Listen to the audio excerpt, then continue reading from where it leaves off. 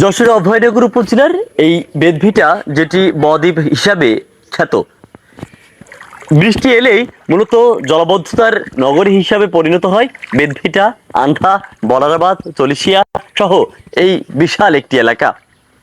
আমরা কিছু সময় আগে যশোরের মনিরামপুর অঞ্চলে গিয়েছি, এবার এসেছি যশোরের অভয়নগর অঞ্চলে।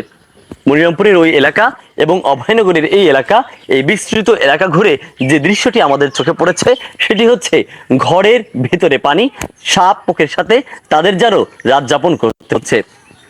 কথা বলেছি অনেক নবজাতক মায়েদের সাথে, যে সকল নবজাতক শিশুদের জন্ম দেওয়া মায়েরা, তারা আসলে বলছিলেন যে এই জলাবদ্ধতা নগরীতে এসে তাদের যে দুঃখ দুর্দশা, সব থেকে বেশি ক্ষতিগ্রস্ত হচ্ছে শিশুরা, যে ঠান্ডাজনিত সমস্যা এবং বয়োজ্যেষ্ঠ যারা রয়েছে এই নোংরা পানিতে আসলে চলাচল করতে যে চর্মরোগ সহ নানা রোগে তারা আসলে আক্রান্ত হচ্ছেন।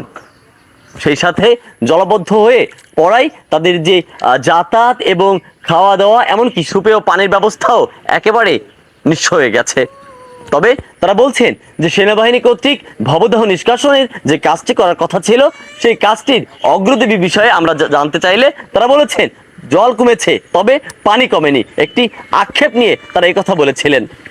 দর্শক, আমরা অভয়নগর এবং মনিরামপুর অর্থাৎ যশোরের এই বিস্তৃত এলাকা ঘুরে যে দৃশ্যটি আমরা দেখেছি, তাতে করে এই দৃশ্যে আমরা যেটা বুঝেছি, সরকারের যে ভবদাহ পানি নিষ্কাশন অর্থাৎ এই নদী খননের যে কাজটি করা হয়েছে, যে কোটি কোটি টাকা ব্যয় করা হয়েছে, তা সম্পূর্ণরূপে একেবারেই ব্যর্থ হয়েছে, ব্যাহত হয়েছে। এই ছিল আমার কাছে যশোর থেকে নগরীর সর্বশেষ।